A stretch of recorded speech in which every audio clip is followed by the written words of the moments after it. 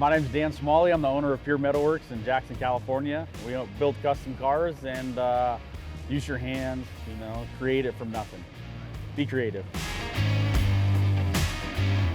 I've been working at various shops since I was 19, so 15 years I've been doing metalwork and fabrication, and I opened my shop about 6 years ago.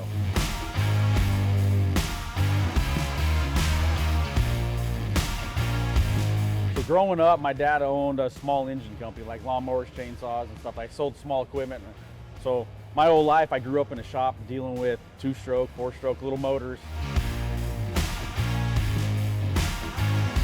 13, 14, 15, start reading magazines and going to shows, and then I finally got my first project. My dad had a 57 Chevy he's had for years that he played with and stuff like that, but it wasn't crazy fabrication, cutting stuff up. It was pretty nut and bolt car.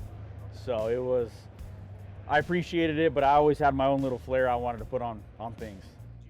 And then I went off to college, so after school I went to Wyotech and did the automotive side, and then I got into street rod, so learned chassis fabrication and sheet metal work, and that was kind of what I really went there for.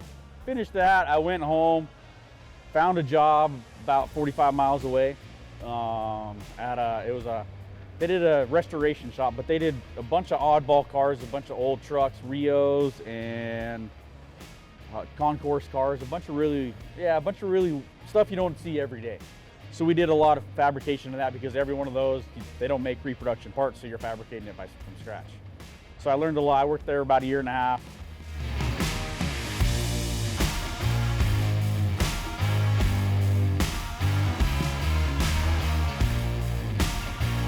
So about 6 years ago, I opened my shop in Jackson, same hometown. Started in a decent sized building, and I got burnt out on cars, to be honest. So I wanted to do just metal work. I wanted to do custom railings, gates, who knows what it was. But the cars followed me back again at the new shop, so here we are. Sheet metal is mostly my favorite. It's interesting to work with. It's got its own, it's a hard one, because it moves and you watch it move and you gotta chase it, so it's fun to be talented at something.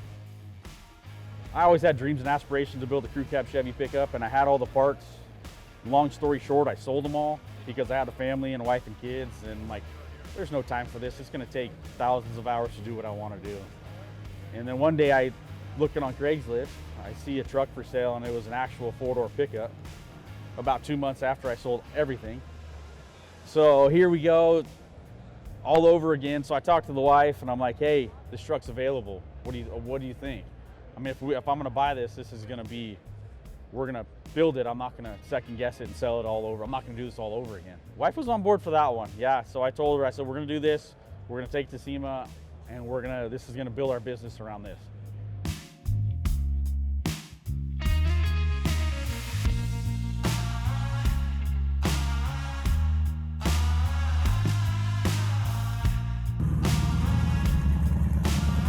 I don't know how many late nights I had on that truck, away from the family or away from the kids. I mean, at that time we had 2 kids going on 3. It was hands were full already, and then we put everything in one basket. But it was for the best for the business and for us as a family. Long term, you see what that truck's done, and it's pretty impressive what we got to do with that truck. So. We just moved into a bigger facility because our business is expanding. We outgrew the last one. We were cluttered in a small building. So recently we just in the last 6 months, bought an old Chevy dealership from the 50s. It was a pretty cool little staple to our town, and it sat vacant, and we approached it, and it made sense for us in the business. We gained about 3 times the size of what we used to have. It used to have the in-ground lifts and it had the pits for California EPA. They had to get rid of all that. But it has all the remnants. Nothing really has changed in the building since the 50s. We have pictures, the showroom, the glass, everything is from the 50s. I mean, it was what it was. I mean, it cleaned up and they did a few things, but they didn't change a whole lot. The old roll-up doors in the front are all wooden. It's not like roll-up doors. It's got glass everywhere. It's pretty impressive. It needed some TLC, which it needed a lot more than we thought, but it's been a fun project in itself. It comes from parts, it comes from pieces, it comes from seeing stuff, you know? I mean, the last truck we built, customers supplied us with carbon fiber seats. So then we took that thought of carbon fiber and we ran it through the whole truck and added it in. I mean, it's just little things, you know, that we add. You know, Restomod, your guys' products, it's aesthetics, it's the look of the vent, it's everything else, that the details, that why we use it on every build.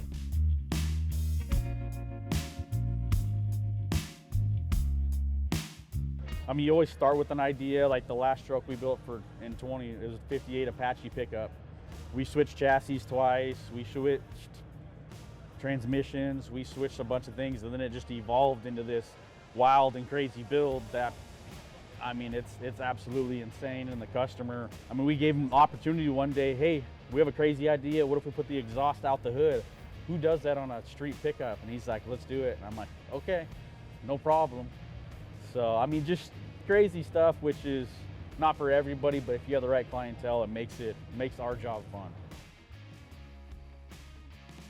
I want to push the limits more, you know. I just want to, I mean, we push it pretty hard, but I think there's another level we can get to, and hopefully we can get the clientele and the people that are willing to do that with us. You know, we don't build what everybody is into. Not everybody likes what we do, but we are very confident with the customers we have that let us do that. So hopefully in the future we've got a lot of cool stuff going on in the shop right now, so hopefully that continues into more and more awesome products and awesome builds.